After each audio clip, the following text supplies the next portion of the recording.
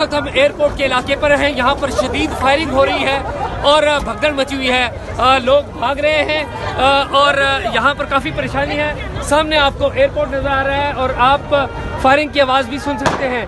ये वक्फे से फायरिंग हो रही है और आप देख सकते हैं कि यहाँ पर लोग काफ़ी परेशान हैं। अभी यहाँ पर धमाके की इतला है और लोगों को मना किया जा रहा है कि यहाँ से हटे। जी जी इजाजत